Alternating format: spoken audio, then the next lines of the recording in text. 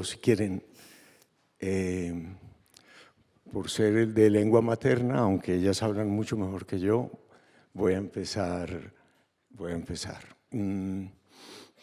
Bueno, Europa en peligro,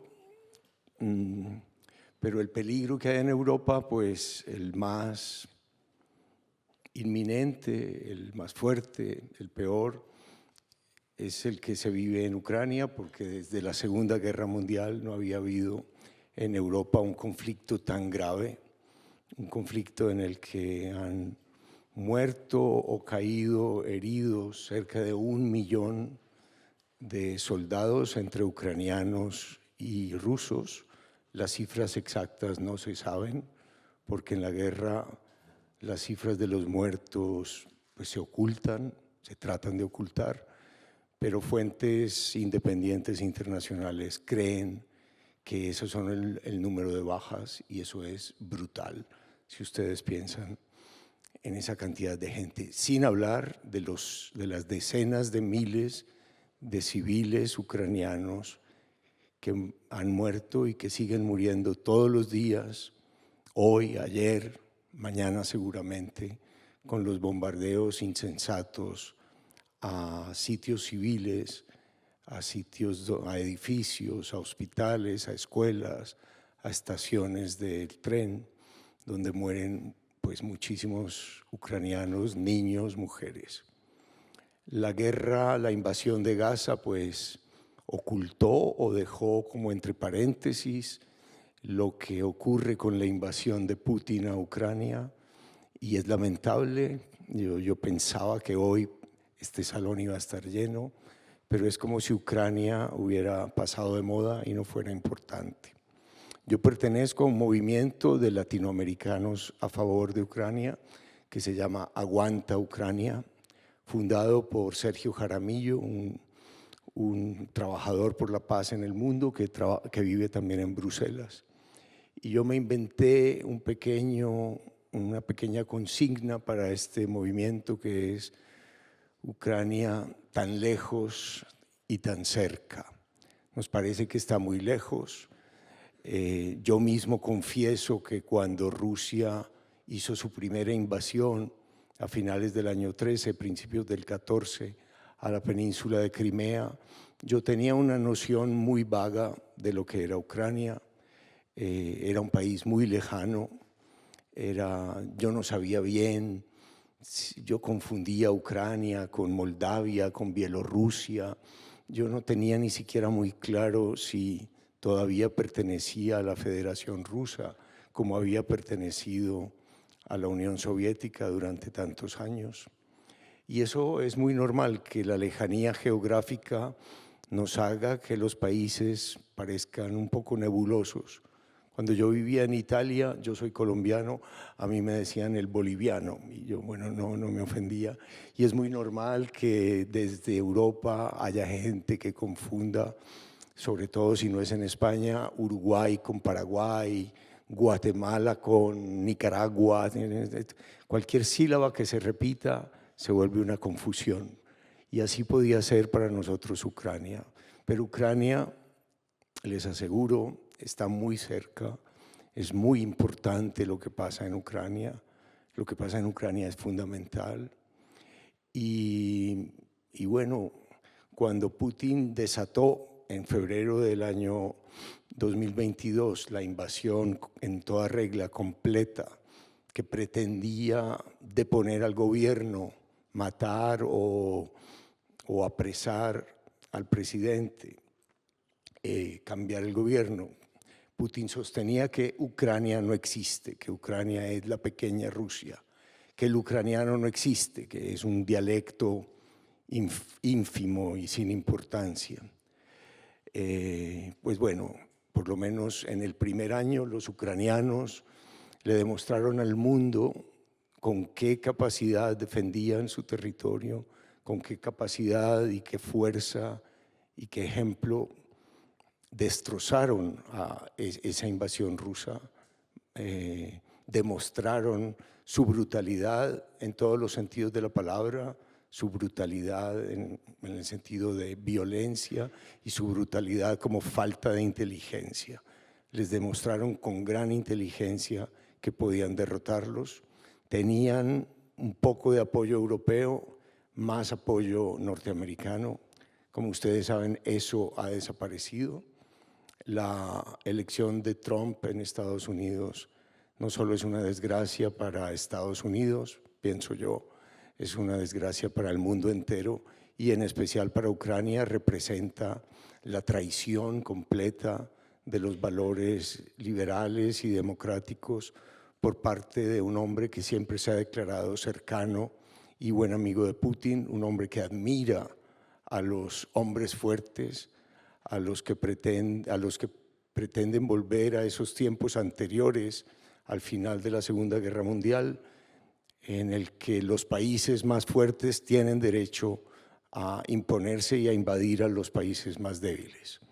Tienen derecho a amenazar a Canadá, a Panamá, a Groenlandia, o ahora mismo a un régimen que yo detesto, que es el régimen venezolano, pero por mucho que yo deteste ese régimen que ha destruido a Venezuela, no puede una potencia extranjera, por poderosa que sea, bueno, no sé qué va a pasar ahí, pero ahí algo va a pasar. Entonces, bueno, quería hacer esta pequeña introducción de por qué esa frontera, por qué Ucrania, que ha sido tantas veces como el dique que sostiene a Europa occidental de invasiones de todo tipo, por qué Ucrania está tan cerca geográficamente, aunque no lo parezca, y tan cerca de la defensa de ciertos valores que para Europa son fundamentales y aún para América Latina, por muy lejos que nos parezca, es fundamental que estos valores que la Unión Europea representa y que son los que llevaron a Ucrania, los que llevaron a Putin a invadir a Ucrania, por más pretextos y tonterías que diga, lo que a él le molestaba es que los ucranianos querían parecerse y querían pertenecer a la Unión Europea y no querían parecerse ni querían pertenecer a la Federación Rusa y a su tipo de gobierno autoritario y contra todos los principios democráticos. Quería que pudiera haber un periodismo libre, no donde asesinan a periodistas como a Politovskaya o donde envenenan a periodistas o a disidentes como a tantos otros.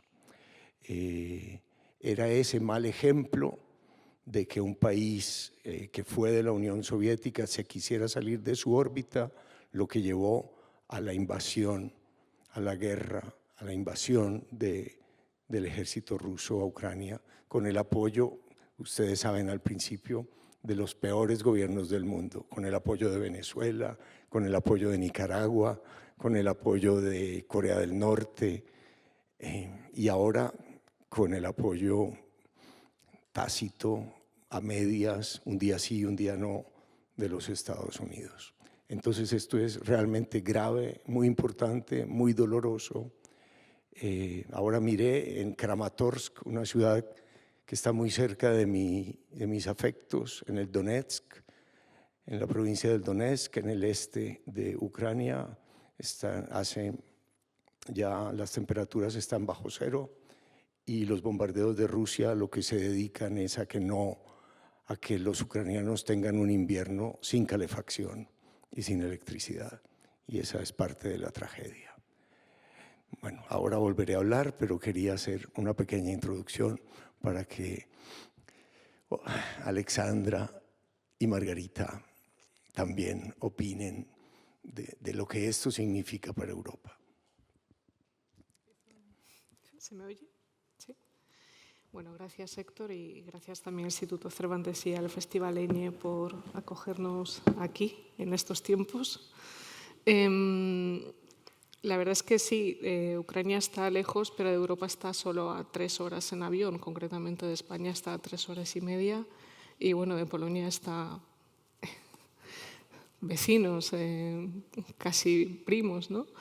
Es verdad que el momento que estamos viviendo en Europa por la guerra es muy complicado, el momento que estamos viviendo en el retroceso de muchas de las concepciones europeas que dábamos por sentadas de cierta libertad, cierto bienestar también están en peligro.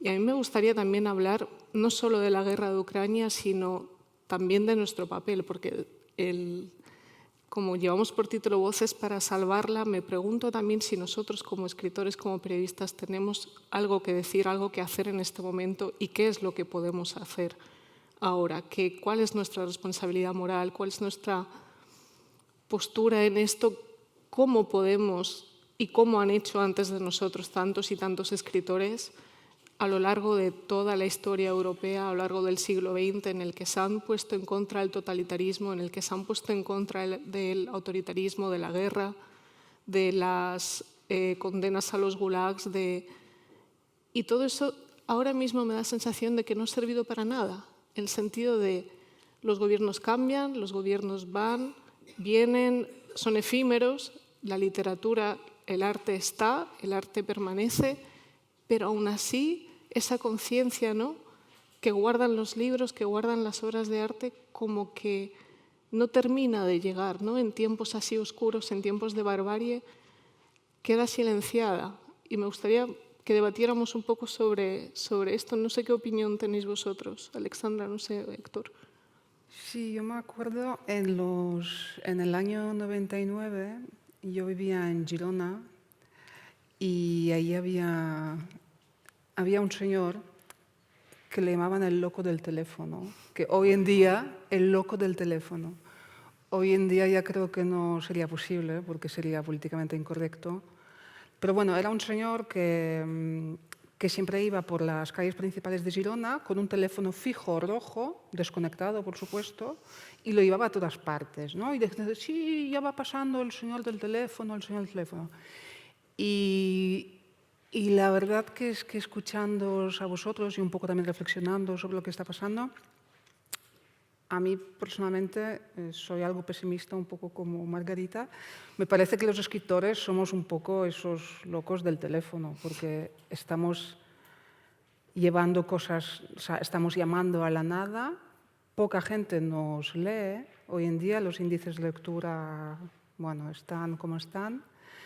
Y sin embargo seguimos, ¿no? Eso es un poco el misterio para mí, por qué seguimos y por qué sigue la literatura y cómo la literatura consigue, a pesar de todo, yo creo, avanzar las cosas. Porque por un lado es verdad, Margarita, lo que has dicho, que parece, bueno, que estamos repitiendo, ¿no? Y sí, la historia pues no deja de repetirse, pero sí que me parece que son, yo como narradora, más que acontecimientos concretos actuales, intento, no siempre lo consigo, fijarme en tendencias más anchas, más grandes, y me parece que sí que estamos mejorando.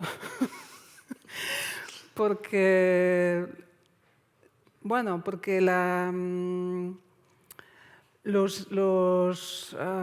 literatura consigue captar, yo creo, lo que no consiguen captar las noticias o lo que no consiguen captar los discursos totalitarios. Y es un poco la esencia del espíritu humano y es el hecho que hace que renazcan todos estos países una y otra vez, ¿no? Y el este de Europa es un caso concreto en el que esto ha pasado muchas veces por una situación geopolítica un poco desafortunada, llamémoslo de manera delicada.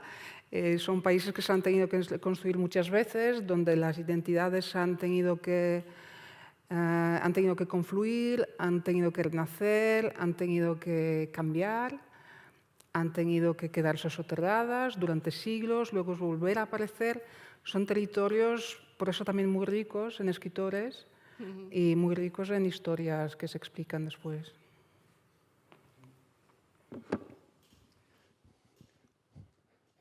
Sin embargo, a mí me parece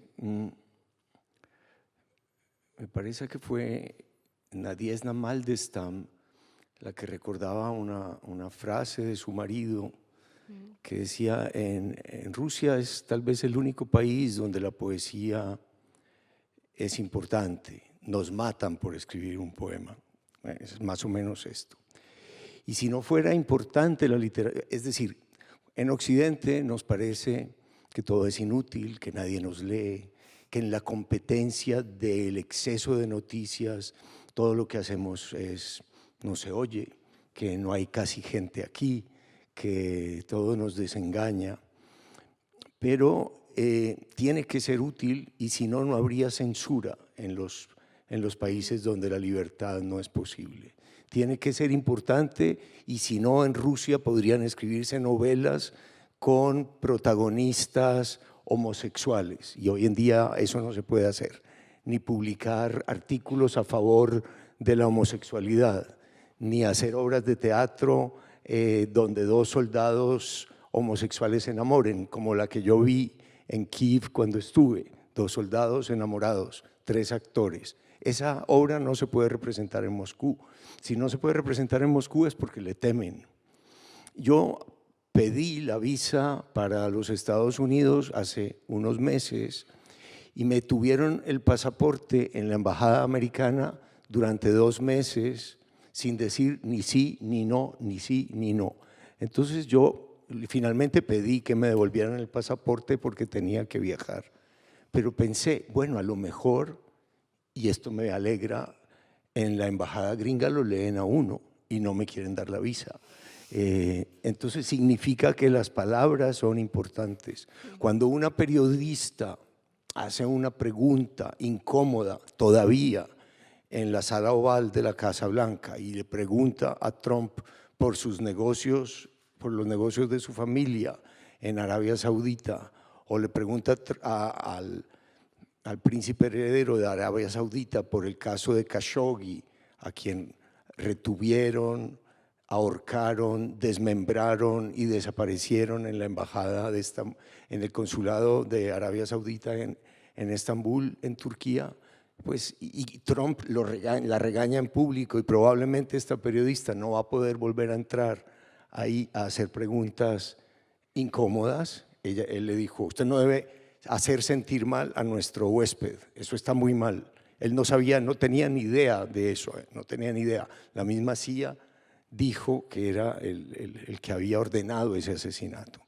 Entonces yo creo que no nos podemos desanimar, que tenemos que aprovechar la libertad de poder decir lo que queremos, competir con las imposibles de competir redes sociales, tratar de transmitir en nuestros libros lo que pasa y estudiar lo que pasa y decir la verdad y bueno, y seguir, porque lo que triunfa ahora es la mentira o una sensación, esa sensación que creo que fue descrita por Hannah Arendt, de que como hay tantas mentiras, la gente empieza a pensar que no hay verdad, que todos son mentiras, que no se puede creer en nada, que todos inventamos, que todos tenemos intereses privados. Les juro que no tengo ningún interés privado con Ucrania, ni conocía ese país. Y me parece fundamental la defensa de Ucrania, tan importante como la defensa de Gaza, que esta logró penetrar como la insensibilidad de muchísima gente y entrar en la discusión y en las manifestaciones públicas. Pero lo de Ucrania es muy raro. Mis amigos de izquierda, cuando yo los invitaba a participar en el movimiento de Aguanta Ucrania, me decían, no, es que eso es culpa de la OTAN, entonces yo no voy a pronunciarme. Y ahora es exactamente lo mismo que dice Trump, lo que decían mis amigos de izquierda. Eso es culpa de Zelensky, eso es culpa de la OTAN. Mis amigos que son totalmente antiamericanos, como en esa época Biden apoyaba a Ucrania, pues les parecía horrible apoyar a algo que estuviera Estados Unidos detrás. No sé ahora qué pensarán, si están pensando lo mismo que Orbán, lo mismo que dice Orbán, lo mismo que dice aquí Vox, lo mismo que dice hoy en día Trump, que la culpa es de… Tenemos que hablar y tenemos que decir, estar siempre observando lo que dice la gente y, no sé, y denunciándolo. Y no es inútil, no es inútil. Sí, disculpa. No, Perdón. quiero decir, no creo que sea inútil, pero yo personalmente no sé si es el trabajo de un escritor de decir la verdad y sobre todo en temas bueno, es que yo creo que el trabajo de un escritor es un poco la mentira, ¿no? Nos ganamos la vida así, mintiendo. Pero bueno, no, entiendo Sí, en el que es género un de la juego, ficción, sin entiendo, duda. sí, entiendo qué quieres decir.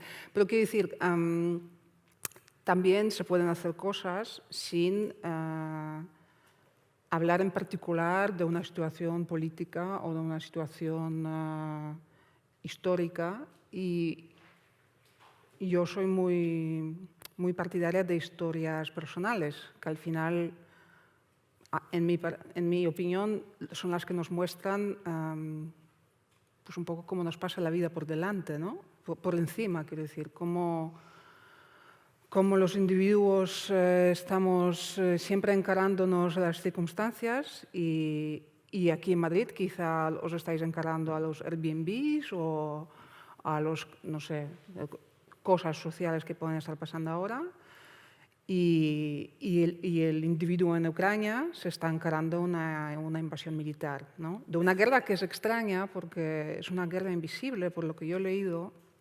Está el libro de Héctor.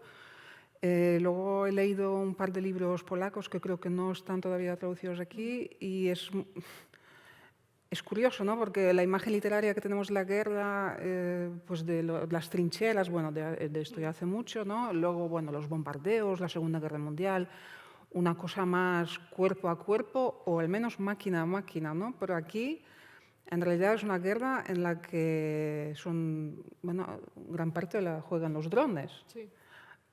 Con lo cual no hay ni siquiera un encuentro físico entre personas. Y leí una frase que me impactó mucho del libro de un escritor polaco que se llama Szczepan Twardoch, donde él decía que es la primera guerra moderna, la primera guerra en la que nadie es invisible, porque los drones detectan la temperatura del cuerpo humano y cada cuerpo humano tiene una temperatura, con lo cual no te puedes esconder en ningún sitio, ¿no?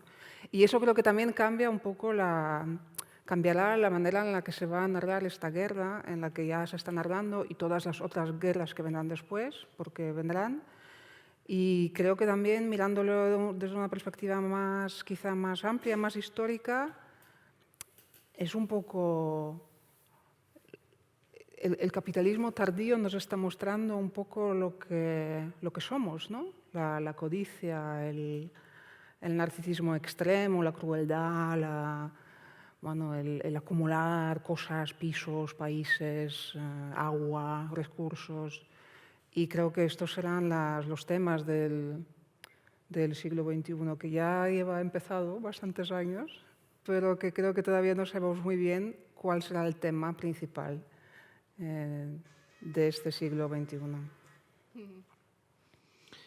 Bueno, yo creo que como escritores tenemos que dar testimonio, ¿no? de lo que está pasando. No creo que estemos obligados a decir la verdad. Los periodistas sí lo estamos, pero los escritores estamos más bien para dejar una muestra de esas pequeñas vidas, un fragmento, una memoria, algo que nos remita a esos días, un recuerdo incluso nuestro propio, ¿no? Yo muchas veces pienso en la Ucrania que ya no está, porque en mi caso, en la Ucrania en la que yo nací es ahora mismo zona ocupada. Incluso si se firma la rendición de Ucrania como quiere Trump, yo jamás podré volver a esa Ucrania porque ese país ya no va a existir, ¿no? Ya no será Ucrania, será dentro de los tratados y los planes de Putin y de Trump, es una zona gris que no es ni de un sitio ni de otro. Yo creo que lo peor es vivir en una zona gris porque no te permite definirte de ningún modo, te rompe completamente la identidad, ¿no? No sabes lo que eres, no sabes cómo seguir viviendo porque no sabes ni siquiera cuál es tu gobierno. Y creo que esos sentimientos son imposibles de mostrar en el periodismo. Creo que eso solo se puede conseguir con la literatura, creo que para eso estamos también nosotros. Pero también tenía una visión un poco pesimista porque me acordaba del Requiem de Anna Akhmatova, me acordaba de todos esos días y esas noches que ella pasó ahí esperando en la cola, ¿no?, de ese gulag para entrar a ver a su hijo, y cómo escribió eso y plasmó la voz de todo un pueblo que está viviendo el estalinismo. Y Anna Akhmatova tiene, creo que, más de 5 monumentos en Rusia a día de hoy, una casa museo, se puede leer, se puede visitar, y aún así la sociedad rusa está en este momento en el que está completamente anestesiada porque se ha creado un sistema represivo tan grande, que por cierto ha sido creado con ayuda de Europa, ¿no?, porque durante años hemos estado financiando ese sistema represivo, mandando armas para los cuerpos de antidisturbios de Rusia.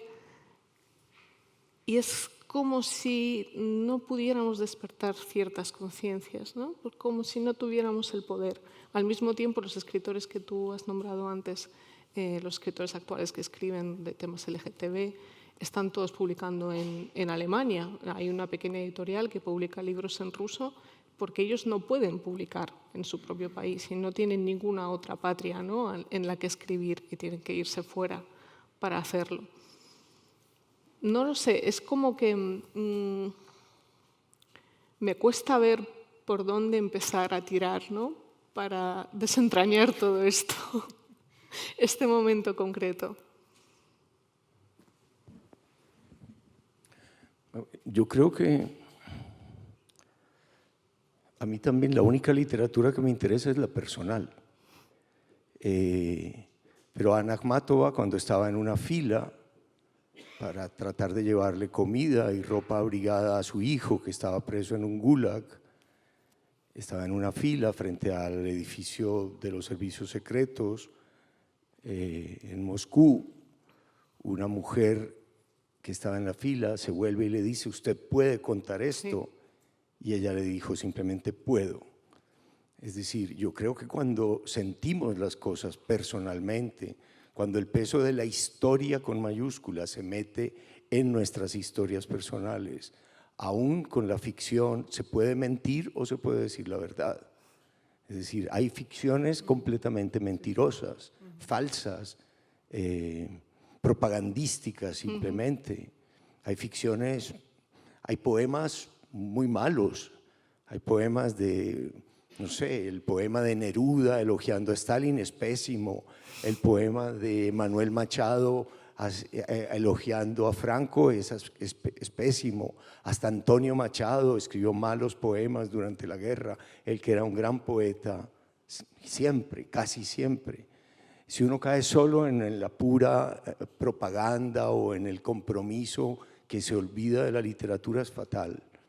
Pero cuando yo he escrito sobre Colombia o sobre Ucrania desde un punto de vista absolutamente personal, son historias familiares, es porque en esas historias familiares ha venido ese río muy caudaloso de la historia que te arrastra y que tú no sabes por qué te arrastra, y que cuando te está arrastrando lo mínimo que uno puede hacer es sacar la cabeza y gritar cuando te está arrastrando el río de la historia con mayúsculas.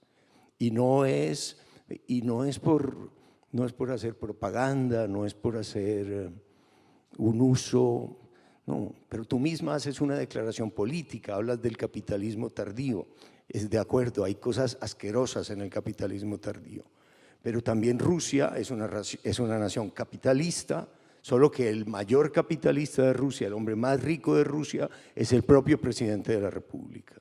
Y en lo que se quiere convertir Trump y su familia es no solo en ser el presidente de Estados Unidos, sino en ser el hombre más rico de los Estados Unidos.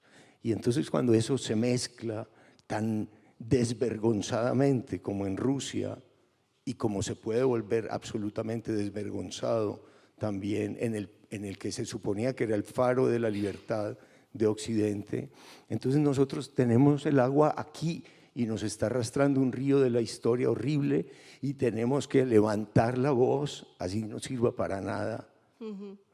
No sé, también, ya no me acuerdo quién, decía, no, una escritora, que cuando ella se la fueran a llevar no se iba a ir en silencio, que iba a salir dando alaridos para que al menos sus vecinos se dieran cuenta de que se la estaban llevando.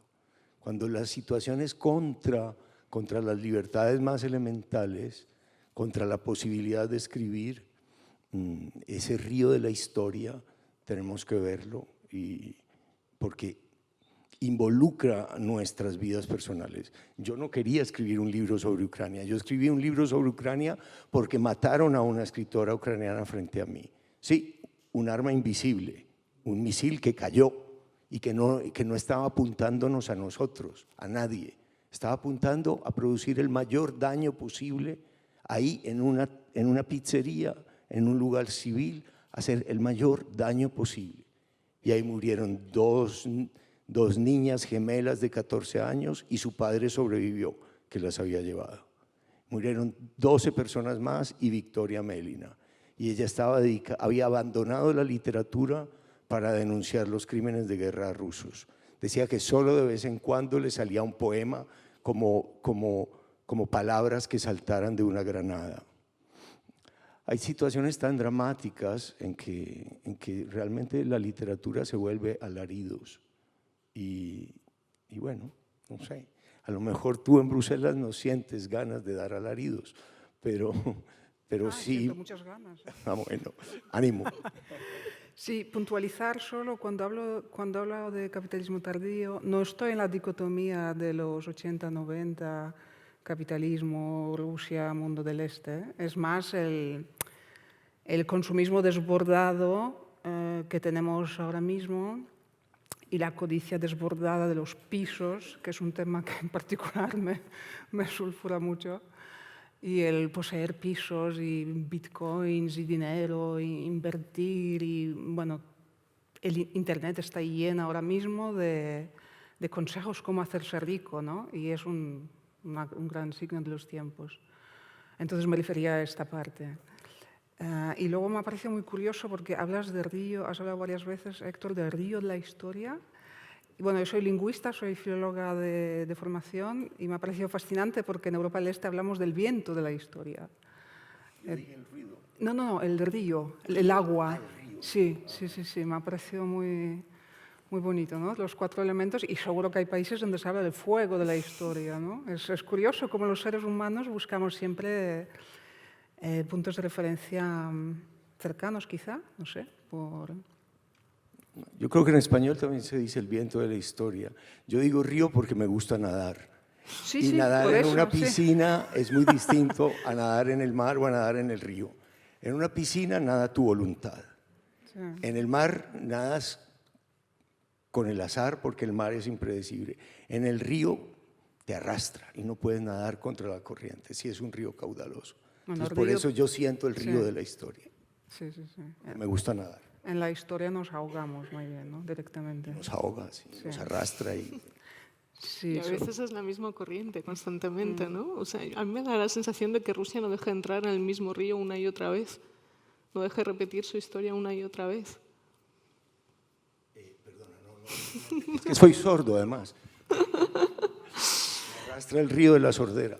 No, es una sensación de que siempre acaban entrando en el agua del autoritarismo, pase lo que pasa.